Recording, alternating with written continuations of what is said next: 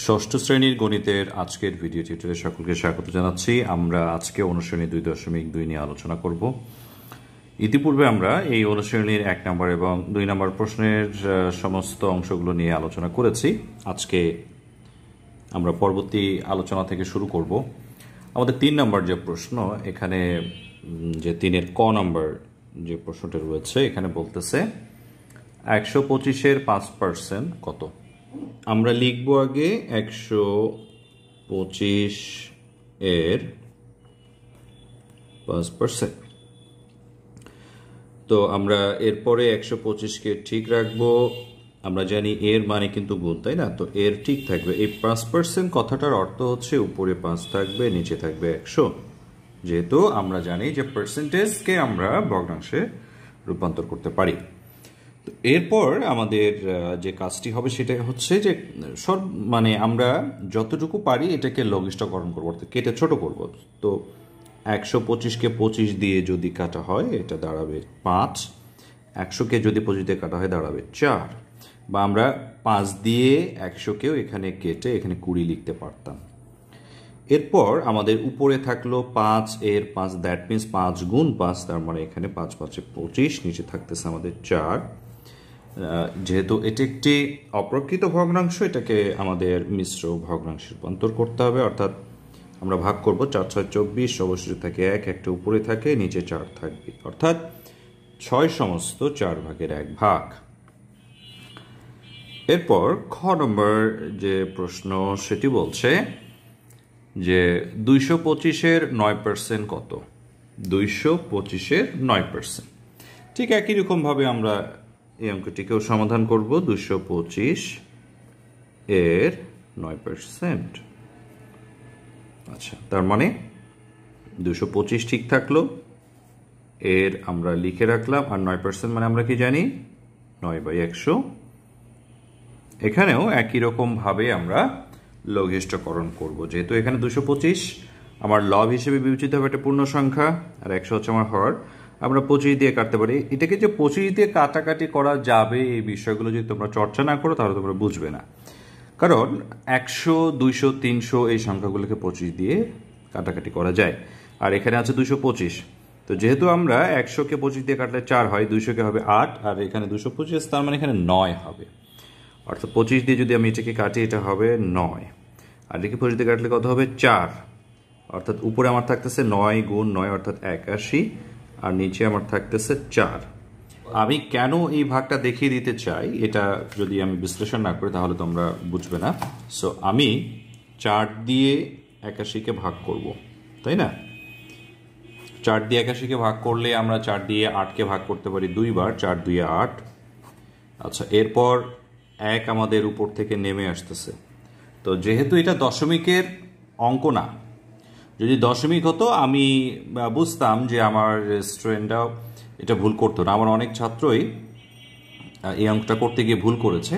তার যে মূল কারণ সেটা হচ্ছে, যেহেতু আমরা শতকরায় থেকে এখানে একটা ভগ্নাংশে রূপান্তর করতেছি, মানে শতকরা একটা অংশ থেকে, তো অনেকে কি করে এটাকে 2 সমস্ত 1/4 লিখে ফেলে। এটা তো ভুল, তাই না? এটা তো ভুল। কেন ভুল?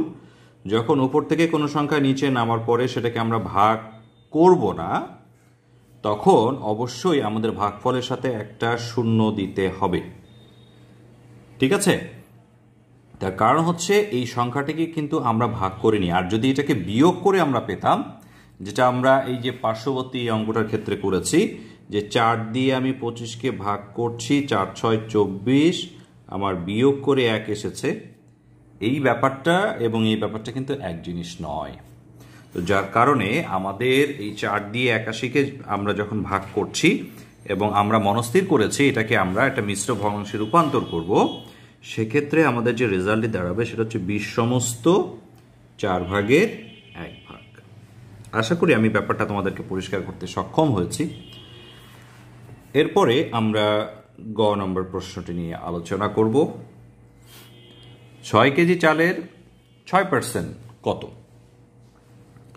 তাহলে 6 কেজি চালের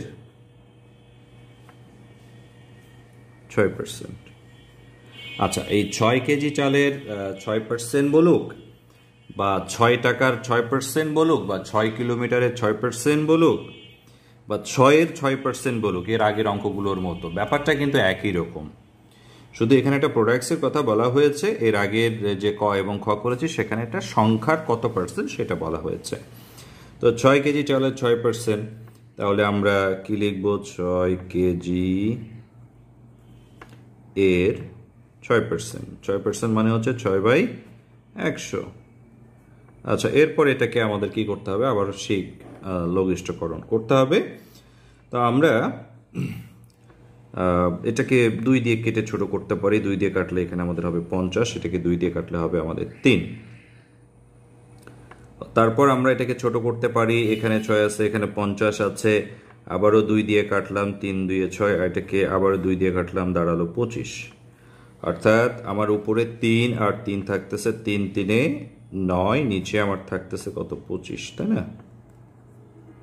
ঠিক আছে, অর্থাৎ 25/9 তো এটাকে আমরা কেজি দিব, কারণ আমাদের বের করতে বলেছে 6 কেজি চালে 6%।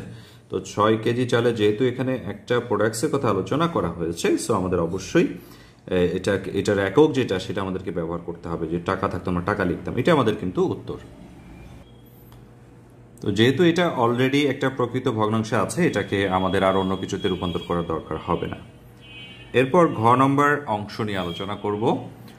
200 সেন্টিমিটারের 40% কত, তাই না? তো 200 সেন্টিমিটারের 200 সেমি এর 40%, তো এটাকে কি লিখতে হবে? সো 200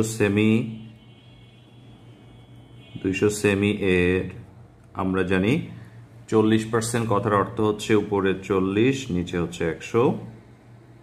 এরপর আমরা সরাসরি 100 দিয়ে 200-কে ভাগ করতে পারি, 2 বার হবে।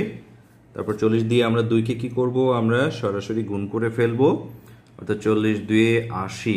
যেহেতু সেমি আছে, এখানে সেমিটাকে আমার ক্যারি করতে হবে। এটাকে বলা হয় একক। একক যা থাকবে সেটা লিখতে হবে। যদি কখনো তোমরা ভুলে এখানে শুধুমাত্র 80 লিখে ফেলো, সেক্ষেত্রে কিন্তু টিচার মার্কস কাটার অধিকার রাখে। ঠিক আছে, আমরা এবার 4-এর ক নম্বর প্রশ্ন নিয়ে আলোচনা করব। আমাদের ক নম্বর প্রশ্নটা বলতেছে 20 টাকা 80 টাকার শতকরা কত। তো এই যে প্রশ্নটা রয়েছে, এই ধরনের প্রশ্নগুলো কিন্তু যারা জব সিকার রয়েছে, বিসিএস, ব্যাংক বা অন্যান্য পরীক্ষাতেও এই ধরনের প্রশ্নকে আমি আসতে দেখেছি। তো এটাকে আমরা কত দ্রুত সমাধান করতে পারবো? যেহেতু বলেছে 20 টাকা 80 টাকা শতকরা কত, তো তোমরা এটাকে একটু অন্য প্যাটার্ন ভাবে চিন্তা করতে পারো। যেহেতু 20 টাকা হচ্ছে 80 টাকার 4/1 তো 4/1 মানে আমরা সরাসরি বলতে পারি 25%। বা এটাকে যদি আমরা বের করতে চাই, তাহলে আমাকে 20 টাকা উপরে, যেহেতু 80 টাকার মধ্যে তুলনা করতেছি, ঠিক এইভাবে লিখে এটাকে কি করব? আমরা 100% দিয়ে গুণ করে দেব। তো এখন যদি আমরা উপরে নিচে এটাকে লঘিষ্ঠকরণ করি, 20 একে 20, 4 20-এ 80, এরপর 4 দিয়ে যদি 100-কে কাটি, তাহলে দাঁড়াবে কত? 25, অর্থাৎ 25%।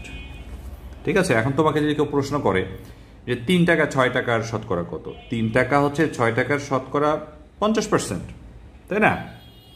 ব্যাপারটা এরকম। আবার এমন হতে পারে যে 5 টাকা 15 টাকার শতকরা কত। 5 টাকা হচ্ছে 15 টাকার 3/1। তো 3/1 মানে কত হবে? ঠিক সেরকম, অর্থাৎ ধরো যে 33.33%। ব্যাপারটা হচ্ছে এরকম। এরপরে খ নম্বর যে অংশটি আছে সেটা নিয়ে আলোচনা করব। প্রশ্ন বলতেছে 75 টাকা 120 টাকার শতকরা কত। তো এই অঙ্কটিকে আমরা একই রকম ভাবে সমাধান করতে পারি। যেহেতু 120-এর সাথে তুলনা করা হচ্ছে, 75 উপরে থাকবে, 120 থাকবে নিচে, এবং তার সাথে আমরা এটাকে এবার কি করব? 100/100 দিয়ে গুণ করব। যেহেতু 100 কাটলে আবার একই রকম ব্যাপার তৈরি হয়। সো নিচের 100টাকে আমরা কোনোভাবেই কাটাকাটির মধ্যে আনবো না। তার কারণ হলো, যদি শতকরায় রূপান্তর করতে চাই, আমাকে নিচে 100 রাখতে হবে। এরপর আমি 120 এবং 100-র মধ্যে লঘিষ্ঠকরণ করতে পারি। এবং 100-কে 20 দিয়ে কাটলে দাঁড়াবে 5, 120-কে যদি 20 দিয়ে কাটলে দাঁড়াবে কত? 6। আচ্ছা, এরপরে এটাকে 3 দিয়ে কাটাকাটি করা যায়। 6-কেও আমরা 3 দিয়ে কাটতে পারি। 6-কে 3 দিয়ে কাটলে দাঁড়াবে 2, 75-কে 3 দিয়ে কাটলে দাঁড়াবে 3 25 25, অর্থাৎ 25। দ্যাট মিনস আমার উপরে থেকে গেল 105 25 125, আর নিচে থেকে গেল 2 গুণ 100। আমি যেহেতু বলেছি 100কে আমি চেঞ্জ করব না, অনেকে আবার যদি 5 দিয়ে 100কে কাটাকাটি করে ফেলে তাহলে কিন্তু রেজাল্ট আসবে না, অর্থাৎ পার্সেন্টেজ তুমি আর লিখতে পারবে না। ব্যাপারটা হচ্ছে এরকম। তো তোমার কাজ হবে 2 দিয়ে 125কে ভাগ করা। ব্যাপারটা দাঁড়ায় 62 সমস্ত 1/2। তুমি রাফ করে নিতে পারো, আর এই 100 থাকার কারণে এটাকে আমরা পার্সেন্টেজ লিখে দিতে পারবো। অর্থাৎ এই 75 টাকা হচ্ছে 120 টাকার 62.5%। আশা করি তোমরা বুঝতে পেরেছো।